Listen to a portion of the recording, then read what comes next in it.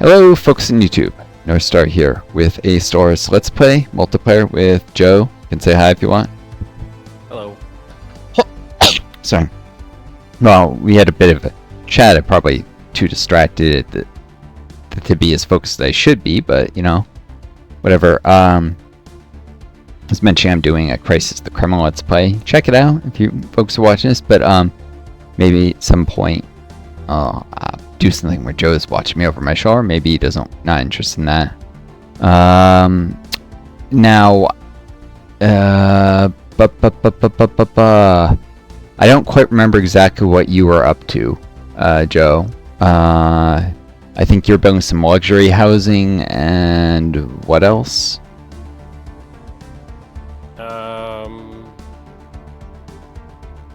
That's mostly it in terms of planetary buildings.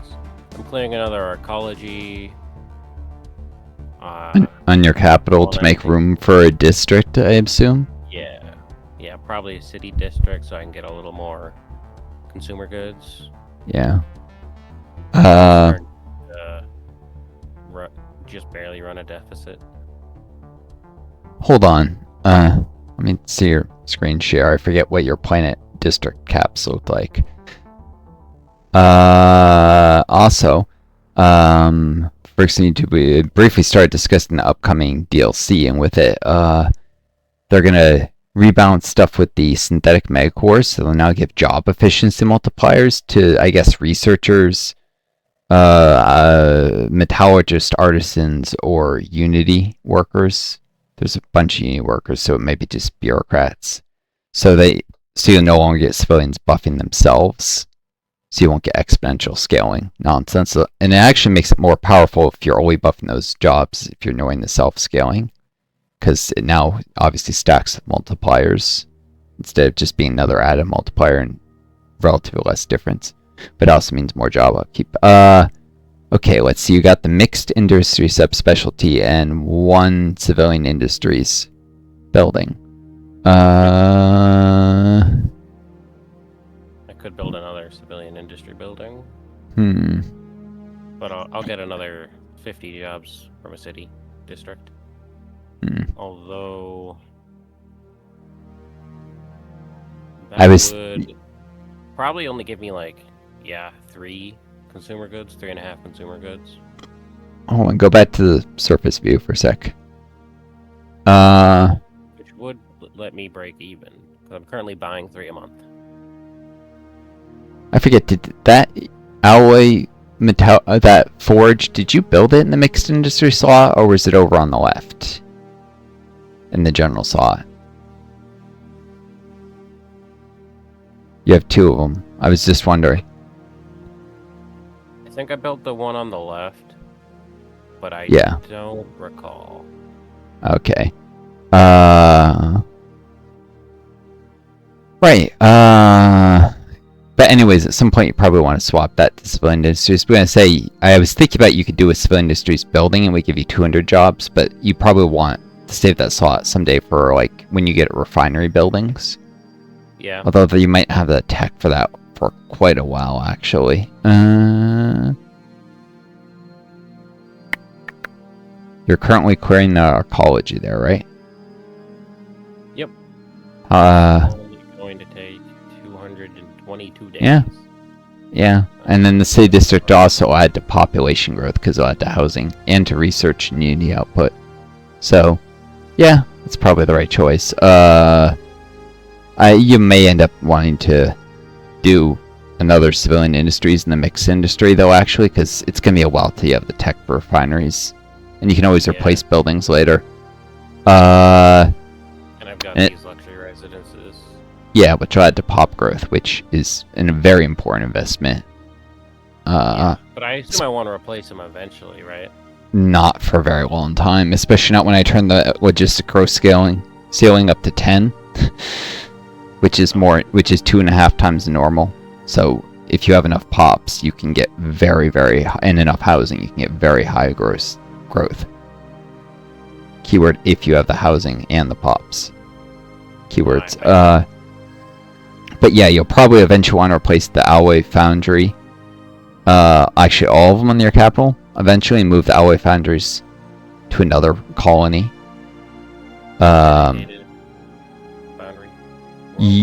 Not even necessarily a dedicated foundry world, but because you're mining militarized economy.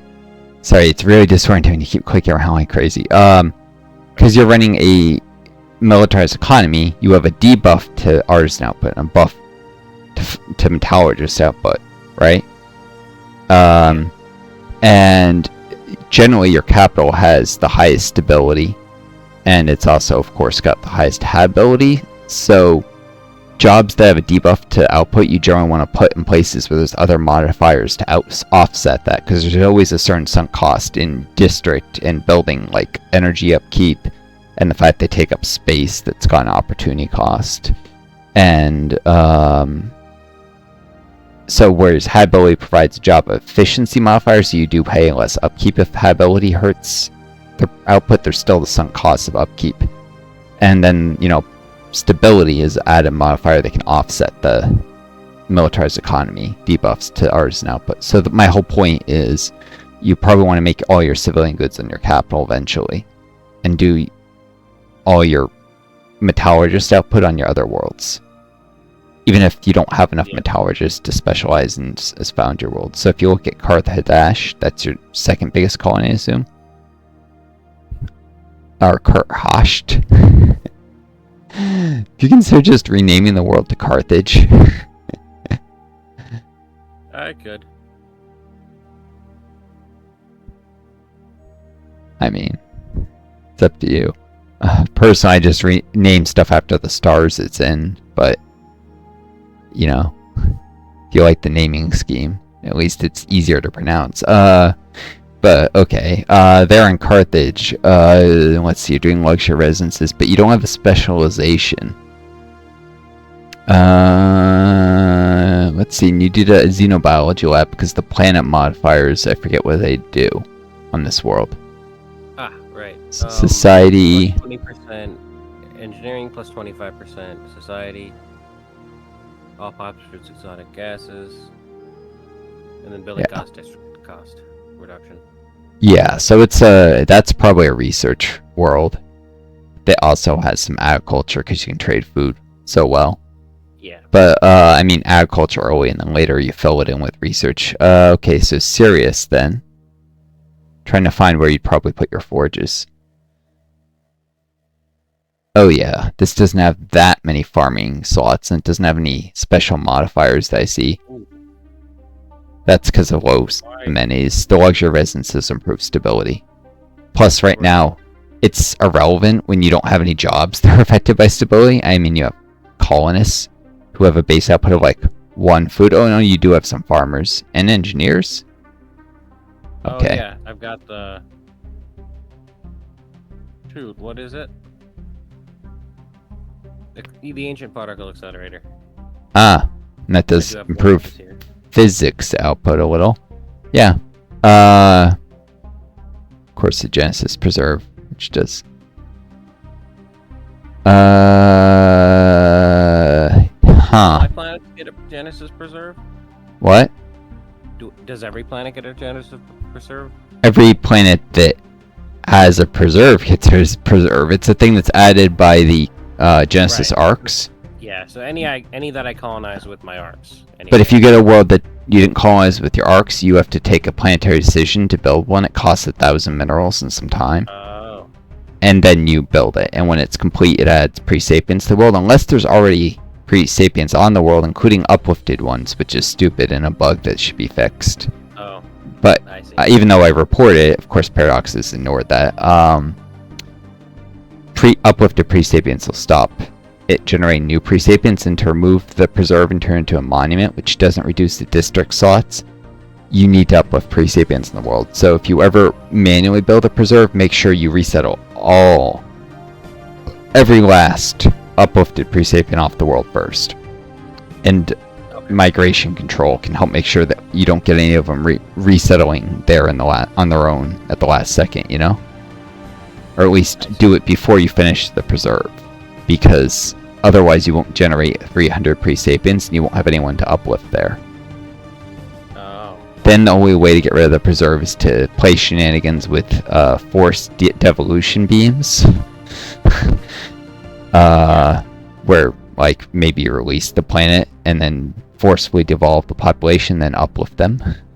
Like that's the only other way you'll get rid of the Genesis preserve. So, not great. When I uplift the species generated, the pre-sapients generated by the colonization, the Genesis preserve changes into a Genesis monument. Genesis monuments give 200 biologist jobs. They give a unity buff, but no society buff anymore. It's fixed. It's 25% uni, I think, whereas the preserve can scale up to plus 50 and plus 100 on Gaia worlds. So the buffs get smaller, but it no longer blocks districts. Oh, okay. And the pre-sapients, if you look at them, they'll keep their pre-sapient trait, which gives unique buffs you can't get any other way usually. Like Earthbound there, that's awesome, especially if you gene mod them to be ingenious at some point, so they're even better technicians. And they get a happiness modifier. Any pre-sapients in your borders that were a species that you were the one who uplifted will be 10% happier. Forever. It's attached to your empires like an empire flag, so if you swap to another empire, it won't benefit from it, unfortunately, but still, it means in a way that they're permanently more productive than the pops you started with. In many ways, pre-sapients are superior replacements for your founder species. And then Cart XC there, what does it have any modifiers or special? High gravity. Oop, I clicked on it. Nope, just high gravity. Huh. Alright, well, you could put foundries there. They have a production boost. It's not a world that's got anything that'll help it for researchers, so in terms of civilian jobs, you could eventually build foundries there. What? It's got a ton of generator district spots. Yeah, you can definitely fill in some farms and then later generators, because right now you can still trade food. But when you run out, but when it's time to start building more specialist jobs, that's a good place for forges. Because it's not a world that's suited for research in particular. Yeah. This one. Probably also another forge world. You'll need more than one. A lot of mining districts. Yep, that's great because that means you produce the minerals in the same place they'll be used by the forges. Yeah. Eventually, we can. Is there a thing that I'm thinking of where you can get rid of the debuffs that these planetary modifiers give you, but keep the... No, that's endless space. That's an endless space where there's ways to mitigate or eliminate.